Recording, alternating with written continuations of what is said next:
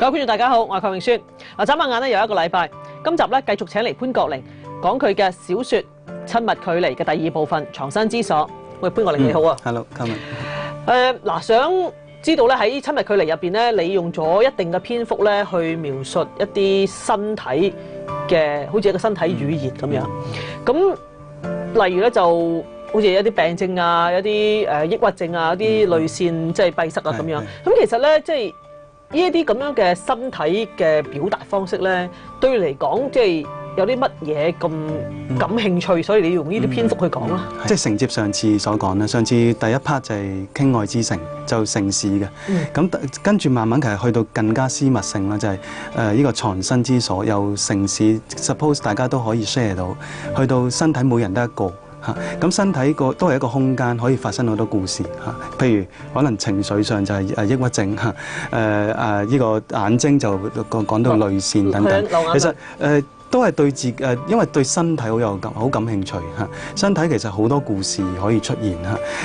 特別其實醫學與人文嘅關係喺小説，我覺得仲有好多嘢可以發掘嚇。即係唔係分家嘅，唔係科學還科學，跟住人文還人文嚇。咁我覺得裏邊身體個變異啊，其實尤其是而家現代人咧，我寫嗰啲某啲症狀咧嚇，抑鬱症也好，驚恐症也好，其實嗰個狀態都同翻城市人嘅感覺有關。同埋你要利用文字去令到個讀者清楚明白到嗰個結構，即係你想知道嗰個狀態或者嗰個結構繼續行落條路係點樣咧？其實你要即係你多多少少有一啲感受，亦都要有一啲認知，你先可以做到啦。如果唔係，你淨係用話好孤獨咁點樣為之好孤獨？即係太多形容詞啦，裏邊都有講過。就算喊，我哋都咩賺人熱淚啊，心如刀割啊，太多形容詞。文學就係有陣時。可唔可以唔好咁 common 講翻一啲嘢咧嚇？咁令翻有翻，就算感覺或者一啲好，即係有翻個質感，又再以至連結頭先所講各種嘅小説嘅手法啊、結構嘅呈現啊，希望佢係一種思想得嚟，亦都係一個結晶品嚇。裏邊係一個即係你可以比較可以回味嘅，慢慢細嘗嘅一個好似水晶嘅物體咁樣。係，因為畢竟咧，我諗我哋都唔可以咧諗住話。即係讀者只會係希望睇到一堆嘅形容詞，咁冇意義嘅。因為你好頭先你咁講咧，心如刀割乜咁樣，即係其實對大家嚟講唔係一個有血有肉嘅。最後都要有翻各樣嘅故事啊、人物啊、各樣嘅元素喺裏邊。冇錯，係即係我覺得呢個先至係令到個小説好睇嘅原因咯。另外咧，我又想知道咧，喺你呢本書入邊咧，你又即係頭先有講過啦，喺失樂園入邊或者病亡書裏邊咧，你都有提到即係種種嘅唔同疾病啊。咁你係話即係呢一個整體嚟講，你有訪問過唔同嘅即係專家去做翻出嚟。咁除此之外，其實你自己個人嘅睇法係點？我個人嘅睇法就係，我覺得就裏邊醫學咧，真係好多人文嘅故事嘅，而我覺得仲有好多書寫嘅可能。譬如我就講沙士，我覺得而家都未有一本真係叫做沙士嘅小説。當然可能冇人再回頭寫翻㗎啦嚇。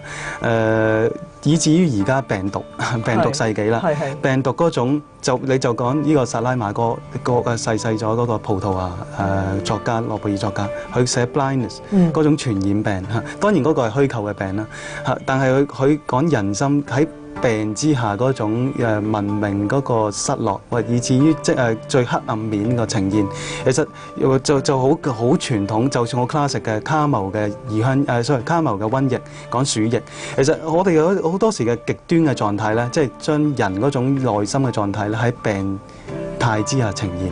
即係正常可能我哋唔覺嚇，雖然而家咩叫正常與異常已經好難分，但係最多係到嗰種無助感。係啊，即係有陣時小説可能要推到某個極端嚇，就係一個病嘅狀態，跟住佢呈現翻某種人性，無論係黑暗面，以至有冇救贖嘅可能咧。即係唔係即係當然佢亦都係日常生活，但係日常生活得嚟佢稍推得盡一啲。咁我覺得係需要用到呢個病態或者一個身體嘅病嗰種病嘅變異咯。睇到入邊咧有好多醫學嘅名詞啊，醫學嘅常識啊咁當時我都覺得幾有趣喎。即係點解你會有咁多呢一方面嘅資料咧？provider 你又唔係 medical 嘅嗰一專科喎，咁所以其實當時你係做咗好多係 research 嘅。都做咗好多 research。我記得有位都係老作家嘅前輩，佢都有睇呢本書。佢睇完問我呢個問題，佢話好 curious， 其實我有冇曾經讀過醫咧？係啦，冇錯，我都有同一個問題。咁其實我梗係未讀過醫啦嚇，即係冇但係我的而且確係睇幾多醫學嘅故事㗎，醫學嘅小説嚇。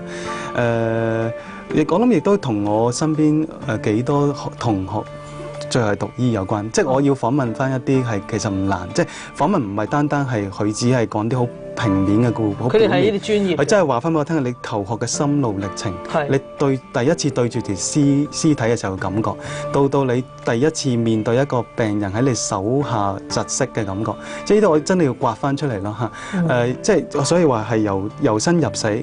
所以由死入生，即係屍體，跟住由生又入翻死，即係成個過程，以至於同嗰個醫學嗰個 system 系統點樣變化。咁呢啲故事我真係要有人話俾我聽啦。咁當然有啲係自己嘅親身嘅經歷咧，就我哋上次講過，究竟有幾多係個人裏邊嘅一種自傳嘅成分咧嚇。咁我自己曾經都有少少抑鬱症等等嘅嚇。咁變咗我寫起嘅時候，嗰啲感覺我就可以用翻小説嘅語言嚟到表現得比較準確一啲咯，嗰個狀態，因為唔容易表達嘅，即係嗰種驚恐或者抑鬱嘅狀態唔容易表達嘅。咁我諗裏邊又好私密性，其實呢個亦都文學咯。文學可能佢未必係好似文化評論啊一啲好公共性嘅嘢，咁但係佢永遠佢就算由好個人嘅嘢出發啦，你就算寫孤獨啊、寫驚恐都好啦，其實最後嗰個佢哋會 project 到出去㗎，大家希望都可以 share 到，因為城市人都有嗰種咁嘅經歷㗎。係嚇，咁呢個我諗係由個人去到公共性。有一個方向性嗰種推出去嘅咁。魯迅咧曾經講過：路本來是沒有的，但行的人多了，變成了路。喺香港從事文學小説創作嘅人咧唔多，只希望咧願意往呢條路走落去嘅人可以越嚟越多，多啲去發掘出呢個城市文化感性嘅一面就好啦。時間差唔多，下個禮拜再見啦，拜拜。